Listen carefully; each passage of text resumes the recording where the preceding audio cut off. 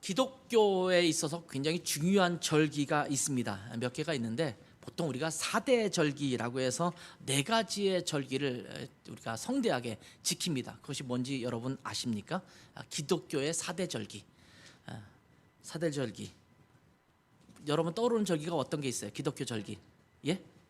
부활절. 그리고 성탄절. 부활절과 성탄절은 빼놓을 수 없는 큰 절기죠.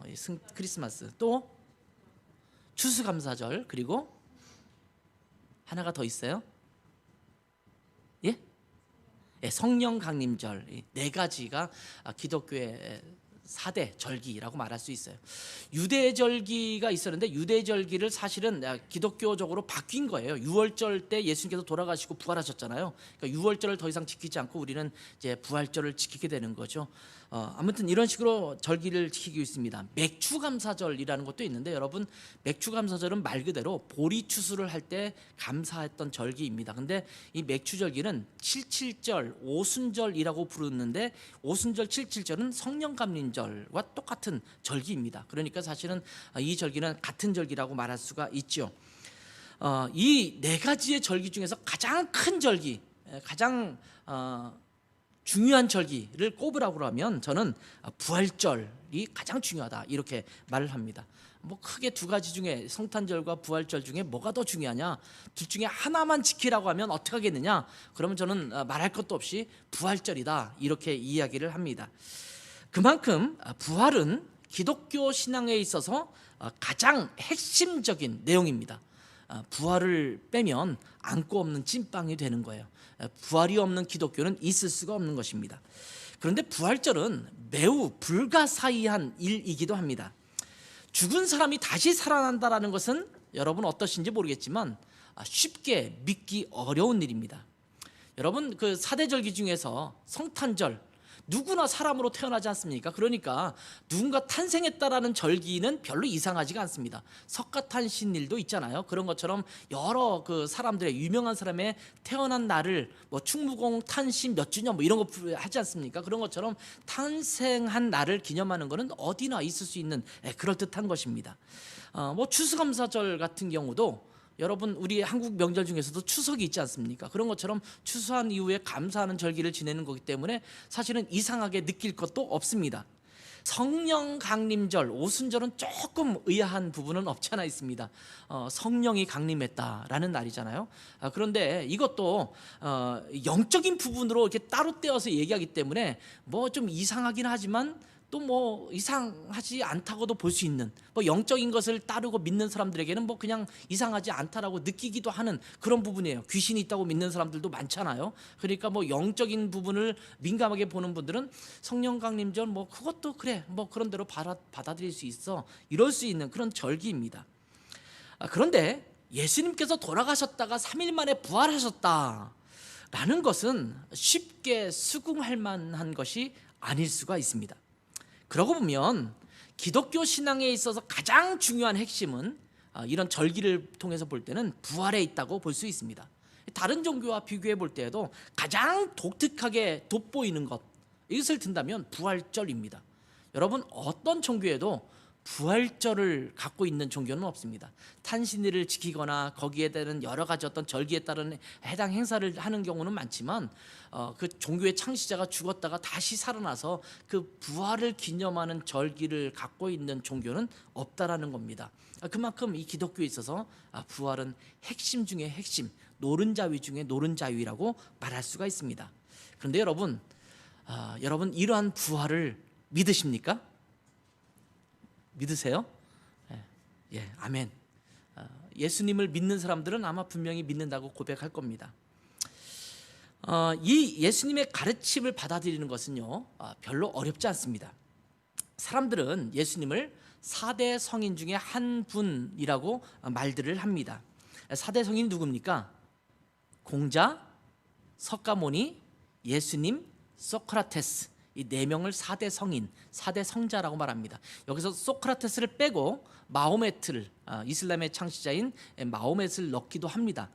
그래서 그렇게 따지면 종교 4대 종교의 창시자라고 말할 수 있는 사람을 4대 성인이라고 하는데, 보통 일반적으로는 마호메트보다는 소크라테스를 넣는, 일종의 철학의 아버지라고 부를 수 있는 소크라테스를 넣는 경우가 많습니다. 아무튼 4대 성인 중에 한 분이신 예수를 믿고 따르는 것은 전혀 불편함이 없습니다. 예수님의 가르침은 얼마나 주옥 같은지 몰라요. 특별히 산상수훈 같은 것이 있잖아요. 오른뺨을 돌려치면 왼뺨을 돌려대라든지 뭐 이런 말씀은 예수님을 믿지 않는 사람들도 쉽게 알고 있고, 또 그것이 참 중요한 가르침이다 이렇게 보는 경우도 참 많습니다. 그런데 문제는 이렇게 훌륭하게 4대 성인으로도 인정될 수 있는 예수님께서 하신 말씀 중에는 이런 말씀도 있습니다. 스스로 말씀하시기를 내가 죽은 후에 부활할 것이다 이렇게 말합니다. 여러분, 예수님을 4대 성인, 훌륭한 성인이라고 믿는다면 예수님께서 하신 산상수훈은 참 좋은 말씀인데 이거는 좀 믿을 수 없다 이렇게 말하는 건 참 문제가 있습니다. 예수님께서 정말 훌륭하신 분이면 이 말도 믿어야 되지만 저 말도 믿어야 돼요. 저 말을 믿을 수 없다면, 예수님께서 부활하셨다든지 온 세상을 위해서 내가 십자가에 죽는 것이라든지 너가 나를 믿으면 구원받을 수 있다든지 이런 말씀을 하시는 것이 만약 잘못된 것이라고 하면 예수님은 미친 사람이지 성자가 될 수가 없습니다. 근데 그분을 성자라고 말한다면 그분이 하신 말씀이 여러 개가 있다면 그 말씀들을 다 우리가 그대로 받아들일 수가 있어야겠죠. 마태복음 16장 21절에 보면 이때로부터 예수 그리스도께서 자기가 예루살렘에 올라가 장로들과 대제사장들과 서기관들에게 많은 고난을 받고 죽임을 당하고 제3일에 살아나야 할 것을 제자들에게 비로소 나타내시니 이렇게 기록하고 있습니다. 예수님은 살아계시는 동안 자기가 죽은 다음에 3일 만에 부활할 것에 대해서 직접적으로도 말씀하셨고, 또는 비유로도 말씀하시고, 간접적으로 우회적으로도 여러 번 반복해서 말씀하셨습니다. 예수님의 가르치심은 거기에 집중되어 있습니다. 내가 죽을 거다, 그리고 3일 만에 다시 살아날 거다, 나로 인해서 너희가 생명을 얻을 것이다, 이 말씀이 예수님의 사역의 메시지에 있어서 가장 핵심적인 부분이거든요. 그 당시에 제자들에게 예수님께서 여러 번 부활에 대해서 말씀하셨지만 아마 예수님을 따르는 제자들은 예수님의 부활을 자기의 눈으로 직접 목격할 것이라고는 생각하지 못했던 모양입니다. 복음서를 쭉 읽다 보면 아마 제자들은 예수님이 진짜 부활하신다라는 것을 아마 깊이 생각하지 못했던 것 같아요. 그들이 예수님의 부활을 분명하게 확실하게 믿고 있고 알고 있었다면 예수님께서 십자가에 달려 돌아가실 때 다 뿔뿔이 흩어져서 도망가지는 않았을 것입니다. 왜냐하면 곧 부활하실 건데 도망갈 필요가 없지, 아마 이렇게 생각하지 않았을까요? 오늘 본문에 보면 나사로가 죽어서 이미 시신이 썩어서 갈 정도인데 예수님께서 나사로가 다시 살아날 것이다 이렇게 말씀하셨거든요. 그때도 마르다가 이렇게 대답합니다. 24절 보면 마지막 날 부활 때에는 다시 살아날 줄을 내가 아나이다. 예, 부활하겠죠, 살아나겠죠. 근데 지금은 말고 나중에 예수님께서 다시 재림하시고 마지막 하나님의 심판의 날이 올 때 그때 부활할 것을 제가 믿습니다 이렇게 말하는 거예요. 예수님은 지금 나사로를 살리겠다라고 말씀하셨는데 그 말에 대해서는 별로 믿음이 안 가는 거예요. 나중에 언젠가 그 부활의 날이 올 겁니다. 그런데 글쎄요, 지금은 이런 생각을 갖고 있는 거예요. 여러분 어떻습니까? 예수님께서 다시 오실 때 부활하실 것을 믿죠? 지금도 다시 살아날 것을 믿습니까? 그러면 여러분도 마지막 때는 그럴 줄 믿습니다. 근데 지금은 이렇게 아마 갸우뚱하게 될 겁니다. 마르다가 그랬다라는 겁니다. 지금 당장이 아니라 나중에 온 세상의 심판의 날이 될 때 부활할 것을 믿는다라고 대답하는 겁니다. 그러자 예수님께서 25절 26절의 말씀을 하시는 거예요. 같이 한번 읽어볼까요? 다시 한번 읽습니다. 시작. 예수께서 이르시되 나는 부활이요 생명이니 나를 믿는 자는 죽어도 살겠고 무릇 살아서 나를 믿는 자는 영원히 죽지 아니하리니 이것을 내가 믿느냐? 자, 나사로가 죽어서 나흘이 지났습니다. 4일이 지났습니다. 그 나라는 굉장히 많이 더운 나라이기 때문에 4일이 지나면 벌써 시체가 썩기 시작하거든요. 냄새가 날 정도입니다.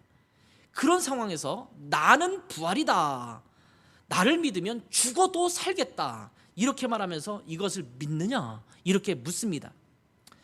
사실은 가당치도 않은 말씀을 지금 하시고 있는 겁니다. 그때 마르다가 이렇게 대답합니다. 핵심을 약간은 회피하면서 뭐 또 그렇다고 해서 완전히 해피한 거는 아닌 것처럼 애매모호한 대답을 합니다. 주여, 그러하에다 주는 그리스도시요 세상에 오시는 하나님의 아들이신 줄 내가 믿나이다. 자, 나는 부활이요 생명이니 나를 믿으면 죽어도 다시 살겠다. 믿어? 이렇게 말했는데 죽어도 다시 살아요. 맞아요. 이렇게 대답을 해야 되는 게 원칙이잖아요. 그런데 그 말은 썩 빼고 주님은 하나님의 아들이시고 또 그리스도시라는 것을 제가 믿습니다. 이렇게 약간 회피하는, 전곡을 찔러서 대답은 했지만 뭔가 알짜는 빼먹은 것 같은 그런 대답을 지금 하고 있는 것입니다. 아마 주는 그리스도십니다. 살아계신 하나님의 아들입니다. 이 대답과 더불어 해야 될 말은 뭐냐면, 그렇기 때문에 내 오라비인 나사로를 다시 살릴 줄 저는 믿습니다. 이렇게 고백하는 것이 예수님께서 원하는 대답이거든요. 근데 지금 그 뒷부분은 빼고 앞부분에 예수님의 정체성과 예수님이 그리스도시라는 것을 고백하는 것은 한 것입니다. 예수님께서 나의 구세주이시고 그리스도이시며 또 하나님의 아들이신 것은 제가 믿습니다. 그런데 지금 오빠를 살리신다고요? 뒷부분은 약간 그런 뉘앙스를 갖고 있다라는 겁니다. 이것처럼 이 부활이라는 것은 사실은 쉽지 않은 일입니다. 믿기 어려운 것입니다. 그래서 예수님께서 부활에 대한 실제적인 예를 들어서 보여주시기 위해서 나사로를 살리신 것으로 저는 보입니다. 예수님께서 이제 그 주간에 십자가에 못 박혀 죽으시거든요. 내가 죽은 다음에 사흘 만에 부활할 거다라고 얘기했는데, 이게 아까 지금 마르다가 대답한 것처럼 그래, 부활이 언젠가 있을 거야. 그런데 뭐 그것이 언제가 있다라는 이 막연하고 추상적인 것으로 인지하고 있는 사람들에게, 아니야, 그것은 현실적인 것이고 실제적인 것이 될 거야 라는 것을 눈으로 목격하도록 하기 위해서 지금 나사로의 죽음이 있을 때 그를 살리시는 사건을 베푸신 것입니다. 여러분, 왜냐하면 이 사건을 보면 약간 그런 의도가 보여요. 나사로가 중병에 걸렸습니다. 중병에 걸리니까 죽을 병에 걸렸어요. 그래서 이 마르다와 마리아, 그 여동생들이 예수님께 사람을 보냅니다. 예수님, 우리 오빠 나사로가 죽게 됐습니다. 좀 와서 좀 봐주세요. 이런 성가를 보낸 거거든요.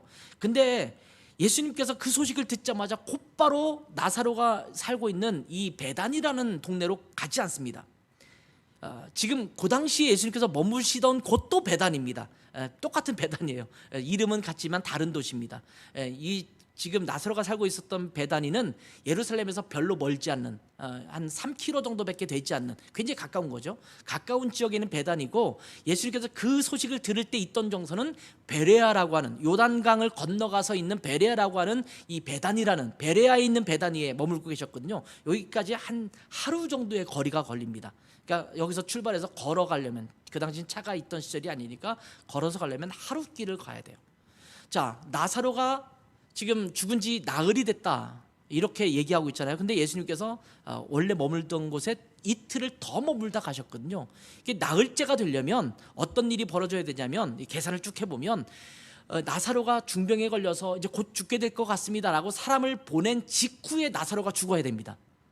그러니까 나사로가 죽을 위험하다, 어렵다, 위기에 있다 이러고 소식을 보내고 출발했어요. 그 중간에 나사로는 죽어요. 근데 예수님께 이미 갔을 때는 나사로는 죽은 상태가 되겠죠.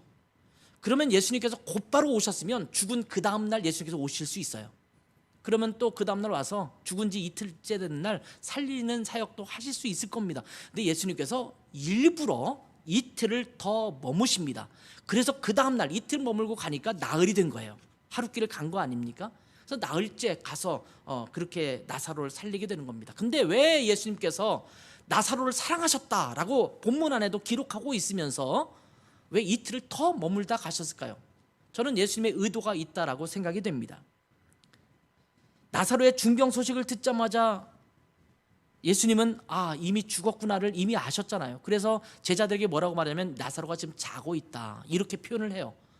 예수님, 나사로가 자고 있다면 곧 깨어나겠죠. 제자들은 잘 죽음을 이해하지 못했기 때문에 이 잔다라는 표현을 그냥 진짜 잠든 걸로 알고 있거든요.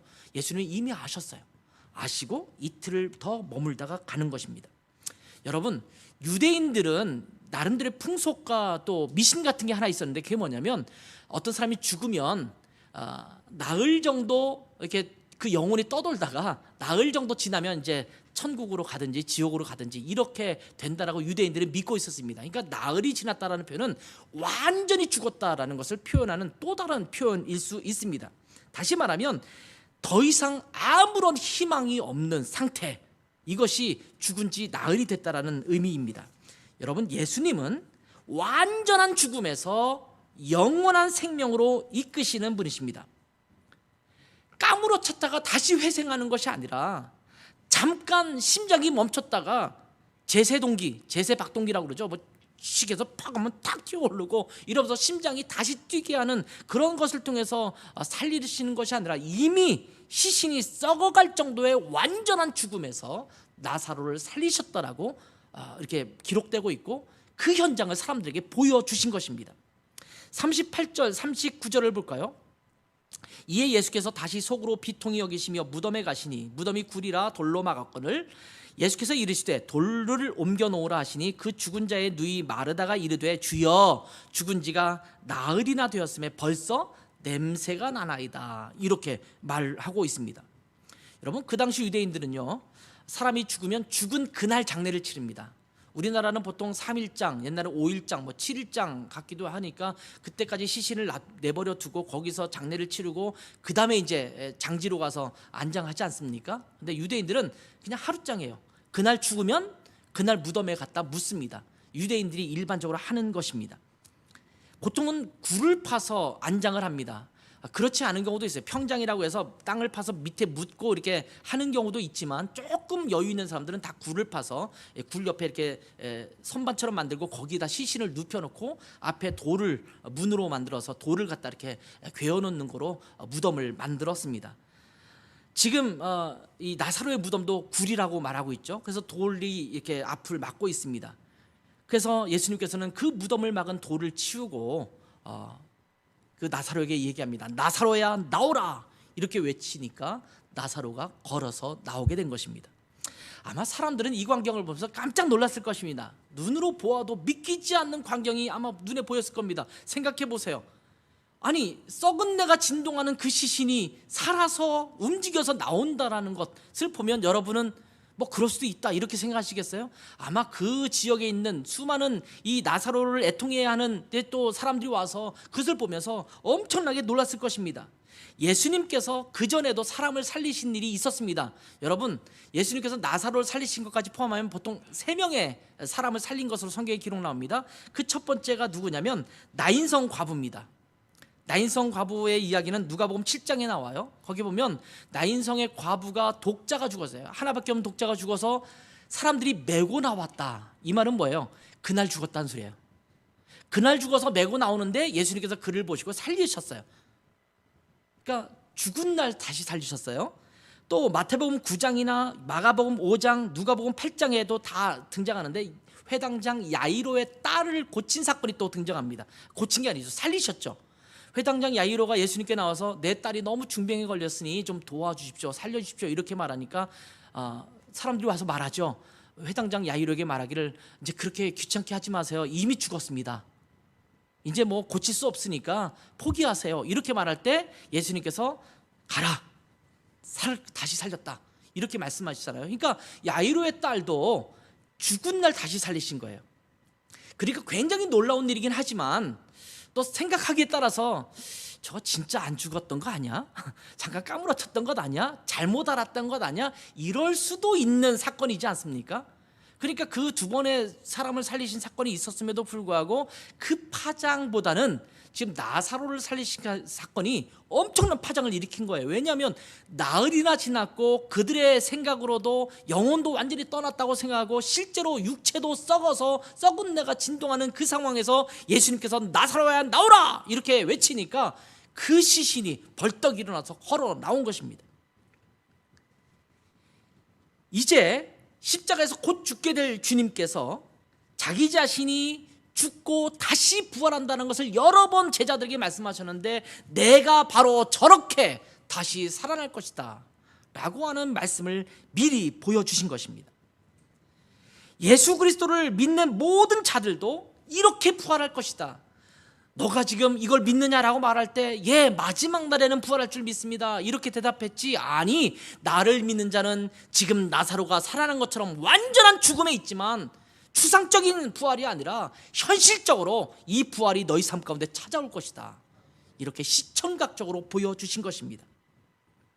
그러면서 특별히 제자들에게 이 부활의 능력을 보여주고 싶은 것입니다. 이제 복음을 증거해야 될 제자들에게, 땅끝까지 복음을 증거해야 될 역할을 해야 될 그들에게, 봐라, 이것이 부활의 능력이다. 봤지? 이제 곧 나도 그렇게 부활할 거야.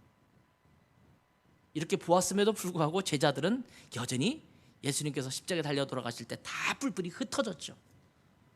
이런 제자들에게 나중에라도 기억하도록 나는 부활이요 생명이다 라고 말씀하신 것입니다. 시청각 교육을 지금 하신 것입니다.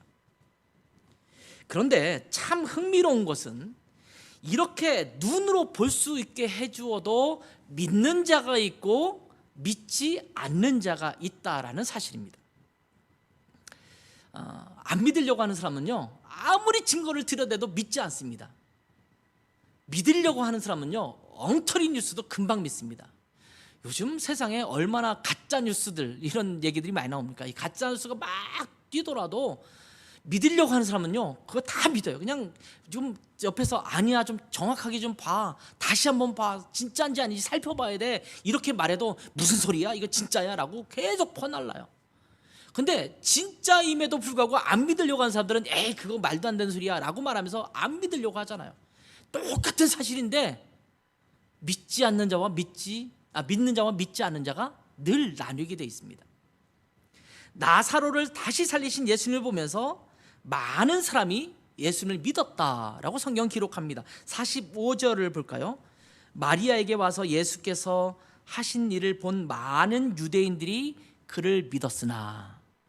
여러분, 요한복음에는요, 바리새인 또 대제사장 이런 표현도 등장하지만 대부분의 경우 이렇게 표현하지 않고 그냥 유대인들이라고 표현하는 경우가 대부분이에요. 왜냐하면 요한복음이 쓰여진 것은 이스라엘 사람이라기보다는 이스라엘 밖에 있는 헬라 사람과 이런 사람들이 좀 많이 보고 읽을 수 있도록, 또 복음서가 기록되고 다른 복음서가 기록된 이후에 한참 시간이 지나서 마지막에 기록된 것이 요한복음이기 때문에 다른 3복음서, 세 개의 복음서와는 조금 다른 성격으로 기록한 부분이 많거든요. 그런 것들을 보면서 그냥 바리새인과 대제사장들을 묶어서 그냥 유대인들이라고 표현할 때가 많거든요.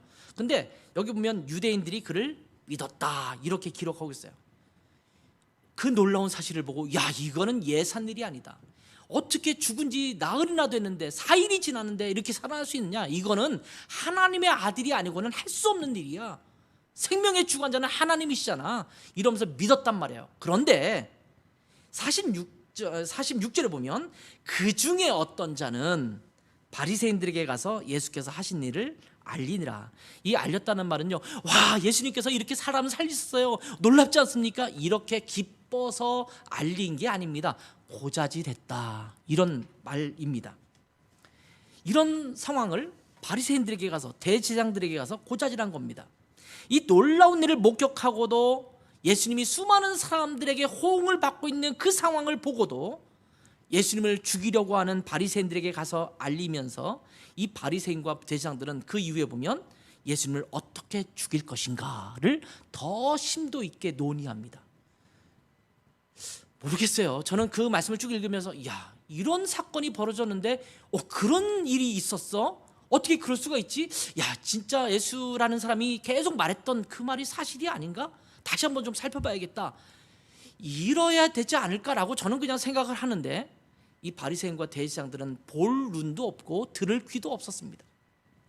그러니 그 소식을 듣자마자 그들이 갖고 있던 첫 번째 반응은, 야, 어떡하지? 이거 빨리 죽여야 되는데? 이렇게 이야기합니다. 요한복음 12장으로 넘어가면 10절과 11절에도 이렇게 말합니다.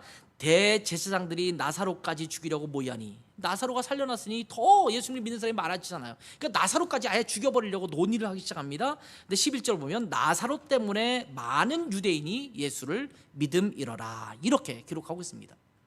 믿는 자와 믿지 않고 예수님을 죽이려는 자의 대결의 모습이 나타나고 있는 것입니다. 이들은 하나님이 직접 오셨어도 하나님을 가장한 귀신 아니야? 이러면서 믿지 않을 자들입니다. 누가복음 16장 19절에서 31절에 보면 한 부자와 나사로, 거지 나사로의 이야기가 나옵니다. 이 나사로는 마르다 마리아의 오라버니 나사로와는 다른 인물입니다. 우리나라 철수영이처럼 그 당시에도 나사로라는 이름도 굉장히 많았거든요. 다른 동명이인의 거지 나사로입니다. 자, 이 부잣집에 대문 앞에서 구걸하면서 살았던 나사로라는 사람이 있었어요. 근데 어느 날 죽었는데 여긴 천국에 갔어요. 이 성경 표현에는 아브라함의 품에 안겼다 이렇게 말하고 있어요. 천국에 갔습니다. 근데 교묘하게 부자도 죽었어요. 그리고 다시 또 갔는데 안타깝게도 부자는 천국에 가지 못하고 지옥에 떨어졌습니다. 이게 늘 목마름과 타는 불못에서 힘들어하고 있는데 자기 집 앞에서 구걸하고 있던 나사로가 그 아브라함의 품에서 편히 쉬는 걸 보면서 요청하지 않습니까? 이 손가락에 물 한 병만 찍어서 좀 내려달라고 하라. 근데 그렇게 할 수 없다 라고 얘기하니까 이 부자가 뭐라고 얘기합니까? 나사로를 보내서, 자기 가족들에게 보내서, 그 가족들이 야, 너 이렇게 살면 천국 못 가고 지옥 가니까 좀 잘 살아라, 이렇게 전달해 줘라, 이렇게 부탁을 합니다. 그랬더니 이 아브라함이 하는 얘기가 뭐라고 말하냐면, 그들에게는 모세와 선지자들이 있다. 성경이라는 거죠. 구약 성경. 그걸 보면 이걸 분명히 알 텐데 굳이 그럴 필요가 있냐? 그랬더니 이 부자가 아니에요. 죽었던 자가 다시 가면 믿을 거라고 저는 생각합니다. 그러자 이 아브라함이 했던 얘기가 누가복음 16장 31절에 나옵니다. 이르되 모세와 선지자들에게 듣지 아니하면 비록 죽은 자 가운데서 살아나는 자가 있을지라도 권함을 받지 아니하리라 하였다 하시니라. 안 믿으려고 하는 자들은 아무리 나사로가 다시 가서 얘기해도 안 믿을 거야. 천사가 가도 안 믿을 거야. 지금 이렇게 말씀하시고 있는 겁니다. 성경 말씀을 믿지 않는 자들, 이 사람들은 아무리 기적적으로 천국을 경험하고 돌아가서 증언하더라도 믿지 않을 것이라는 말입니다. 인간의 완악한 마음, 강팍한 마음, 닫혀진 마음을 이야기해주고 있습니다. 자기의 주장과 고집에 빠진 자들은 아무리 부활을 이야기해도 듣지 않습니다. 믿을 수 없다라고 얘기합니다. 인간이 가진 한계 안에서만 믿으려고 하기 때문입니다. 여러분, 절대자 하나님은 절대자잖아요. 절대자가 인간이 이해할 수 있는 영역에서만 움직여주고 행동한다면 저는 그렇게 생각해요. 그건 절대자가 아니죠. 뭐 내가 다 이해할 수 있는 분인데 무슨 절대자입니까? 내가 이해할 수 없는 영역과 그 모습이 있어야지만 절대자고 창조주이시고 하나님이시죠. 그 하나님께서 너희가 부활할 것이다 이렇게 말씀하시고 있는 겁니다. 미국의 성결 운동을 이끌었던 한나 화이트 스미스 여사가 있어요. 여자분이신데 이분은 이런 말씀을 했어요. 기독교는 열린 무덤의 종교요 부활의 종교다. 무슨 말씀입니까? 기독교에서 부활을 뺄 수가 없다라는 겁니다. 열린 무덤, 시신이 그 안에 있지 않는, 열려져 있는 무덤, 비어있는 무덤, 즉 부활의 종교라고 말씀하고 있는 겁니다. 부활 신앙이 없는 기독교는 종교일 뿐입니다. 그러나 예수 그리스도의 부활과 예수를 믿는 그리스도인의 부활을 믿는 신앙은 진짜 온전한 신앙입니다. 그러니까 부활을 빼놓고 예수를 믿는다는 것은 있을 수 없는 일입니다. 그리고 이 부활은 부활절에만 잠깐 있다가 없어지는 것이 아닙니다. 나중에 예수님께서 다시 재림할 때 일어나는 현상만도 아닙니다. 우리 안에서 지금 누려져야 할 축복입니다. 신학자 모리스라는 사람이 있어요. 이 사람은 이렇게 말합니다. 그리스도를 죽음에서 일으킨 능력이 또한 그리스도인 속에서 활동한다. 부활은 계속되는 작업이다. 이렇게 말씀했어요. 지금도 우리는 부활의 능력을 힘입어 살아간다는 말씀입니다. 그래서 부활의 능력을 믿는 자들은 좌절이나 실망이 없습니다. 잠시 넘어질 수 있어요. 잠시 실망할 수 있어요. 그러나 그 실망의 자리에 주저앉아 있지는 않습니다. 여러분, 예수 믿는 사람도 슬퍼할 수 있어요. 넘어질 수 있고 좌절할 수 있어요. 막 화를 내고 짜증낼 수 있어요. 근데 그리스도인은요, 거기에 머물러 있지 않습니다. 그리스도 때문에 툴툴 털고 일어나는 자들이 그리스도인입니다. 부활하셔서 지금도 우리와 함께 하시는 예수 그리스도의 능력을 힘입어 살아가고 있기 때문에 그 자리에 주저앉아 있지 않는 것입니다. 여러분은 부활을 믿으십니까? 지금도 살아계셔서 우리와 함께 하시는 주님의 능력을 매일 경험하면서 살아가시는 모든 성도들이 되기를 주님의 이름으로 축복합니다. 기도하겠습니다. 하나님 아버지, 지금도 살아계셔서 우리와 함께 하시는 예수 그리스도를 믿습니다. 그리고 그 주님과 동행하기를 원합니다. 돌아가셔서 어딘가 안 계시는 주님이 아니라 우리 안에 늘 함께 계시며 살아서 역사하시는, 그리고 우리를 나중에 죽음에서 부활하게 하시는 하나님의 능력을 힘입어서 오늘 하루도 살아가기를 원합니다. 그 부활의 능력을, 믿음을 굳건히 가지고 매일 승리하는 저희들 될 수 있도록 축복하여 주시옵소서. 감사하며 예수님의 이름으로 기도했습니다. 아멘.